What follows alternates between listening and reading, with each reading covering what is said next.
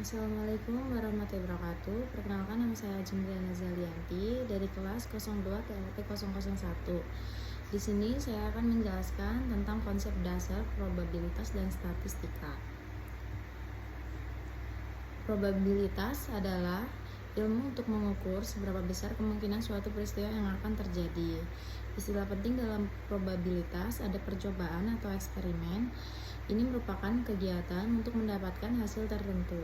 Contohnya seperti melempar koin. Lalu yang kedua ada ruang sampel dengan lambang S, yang artinya semua kemungkinan hasil dari suatu percobaan. Contohnya koin, yang ada pada koin yaitu angka ataupun gambar. Lalu yang ketiga ada peristiwa atau event. Ini adalah satu atau lebih hasil dari ruang sampel. Contohnya peristiwa munculnya angka. Lalu ada titik sampel atau S. Ini merupakan satu elemen dari ruang sampel, contohnya hasil angka. Lalu ada peluang dengan simbol P. Ukuran kemungkinan suatu peristiwa, contohnya P angka sama dengan 1/2. Rumus dasar probabilitas adalah P dalam kurung A sama dengan N dalam kurung A per N dalam kurung S. P dalam kurung A ini artinya peluang kejadian A. Lalu N dalam kurung A ini artinya banyaknya kejadian yang diinginkan. Lalu ada N dalam kurung S, ini adalah banyaknya seluruh kejadian atau ruang sampel. Lalu di sini ada jenis-jenis probabilitas. Yang pertama ada peluang klasik. Berdasarkan jumlah kasus. Contohnya melempar dadu menghasilkan angka 1/6. Lalu yang kedua ada peluang empiris. Ini artinya berdasarkan data percobaan. Misalnya dari 100 kali lempar koin muncul angka 52 kali. Yang artinya P-nya sama dengan 52/100 atau 0,52. Lalu yang ketiga ada peluang subjektif. Ini berdasarkan keyakinan atau situasi.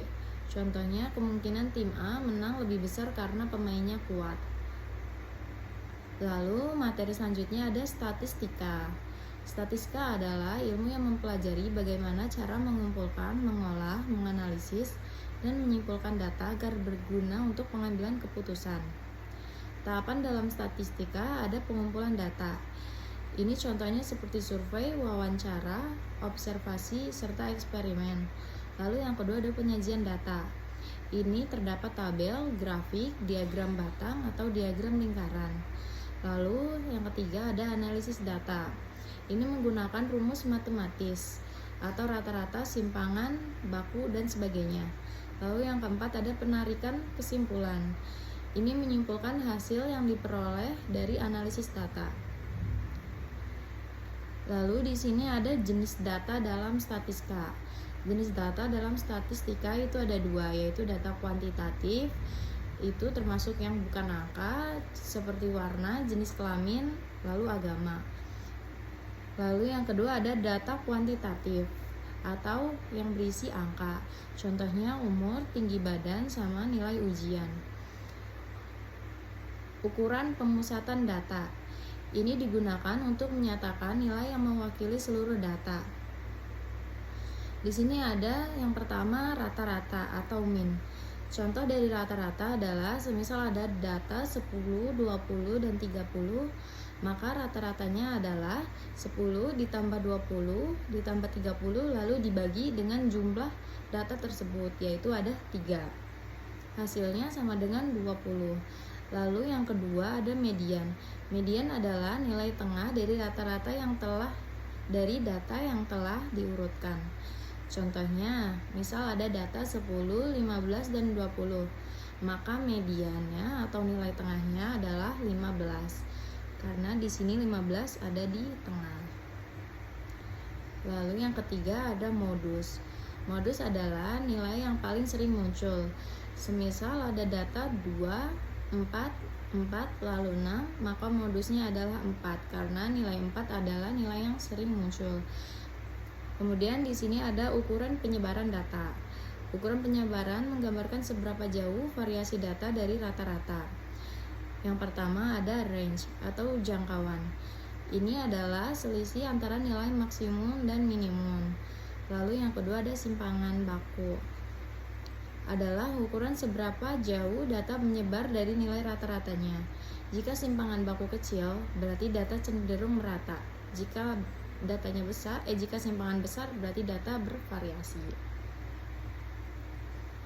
Lalu ada dua cabang utama statistika. Yang pertama ada statistika deskriptif, yaitu teknik untuk mendeskripsikan atau menggambarkan data tanpa membuat kesimpulan umum. Misalnya, menyajikan nilai ujian siswa dalam. Yang kedua ada statistika inferensial, yaitu teknik untuk membuat kesimpulan atau prediksi terhadap populasi berdasarkan data dari sampel. Misalnya, hasil survei 100 orang digunakan untuk menyimpulkan pendapat seluruh rakyat. Lalu ada perbedaan probabilitas dan statistika. Probabilitas digunakan untuk memperkirakan kemungkinan sebelum peristiwa terjadi, sedangkan statistika digunakan untuk mengolah dan menarik kesimpulan dari data setelah peristiwa itu terjadi. Contohnya, jika kamu ingin tahu peluang hujan besok, kamu menggunakan probabilitas. Tetapi, jika kamu ingin tahu berapa rata-rata curah hujan tahun lalu, kamu menggunakan statistika.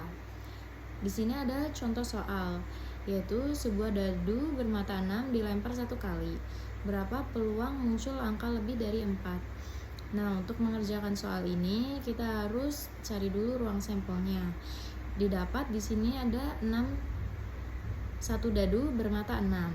Jadi ruang sampelnya ada 1, 2, 3, 4, 5, 6.